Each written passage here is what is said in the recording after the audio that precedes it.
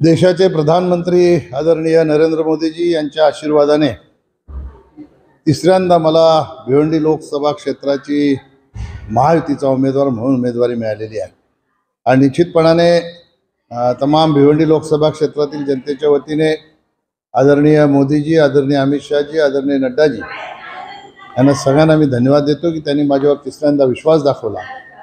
हा विश्वास सार्थ ठरवण्यासाठी गेल्या 1.5 महिन्यापासून मी जनतेचा आशीर्वाद मागतो आहे आणि जनतेमध्ये इतका प्रचंड उत्साह आहे।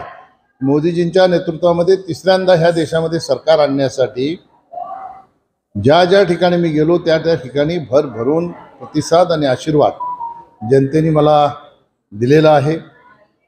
खऱ्या अर्थाने ह्या लोकसभा क्षेत्रातीलच जनता नाही, मतदार नाही, तर समस्त महाराष्ट्र आणि समस्त देशातल्या जनतेने हे ठरवलेलं आहे की 2047ला भारताला विकसित करायचं असेल तर मोदीजींना पुन्हा प्रधानमंत्री करणं आहे आणि म्हणून ही निवडणूक खऱ्या अर्थाने जनतेने हातात घेतलेली आहे आणि जनता ही निवडणूक लढत आहे, देशासाठी लढत आहे।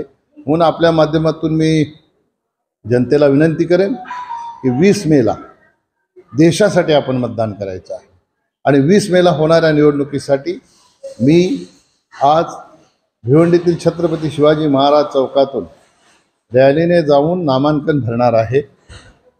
ह्या रॅलीमध्ये महाराष्ट्र राज्याचे उपमुख्यमंत्री आदरणीय देवेंद्र फडणवीस साहेब, आदरणीय एकनाथ शिंदे साहेब, सगळे आमदार, भारतीय जनता पार्टी, शिवसेना, RPI, मनसे, राष्ट्रवादी, श्रमजीवी संघटना, कुणबी सेना, रासप, आमचे जेवढे मित्रपक्ष आहेत या सगळ्या मित्रपक्षाचे आमचे सगळे नेते या रॅलीमध्ये सहभागी होऊन मला आशीर्वाद देणार आहेत।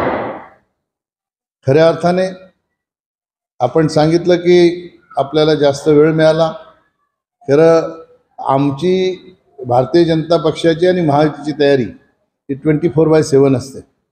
निवडणूक कधीही लागली तरी भारतीय जनता पार्टी ती लढण्यासाठी सतत सज्ज असते आणि मिळालेल्या ह्या वेळेचा सदुपयोग करून सोसाट्यांमध्ये गावोगावी प्रमुख व्यक्तींच्या गाठी भेटी घेऊन त्यांचा आशीर्वाद मला संपादन करता आला। म्हणून आज नामांकन भरण्याच्या दिवशी मी आपल्या माध्यमातून तमाम जनतेला आग्रहाचं आमंत्रण देतो। 10 वाजता आपण छत्रपती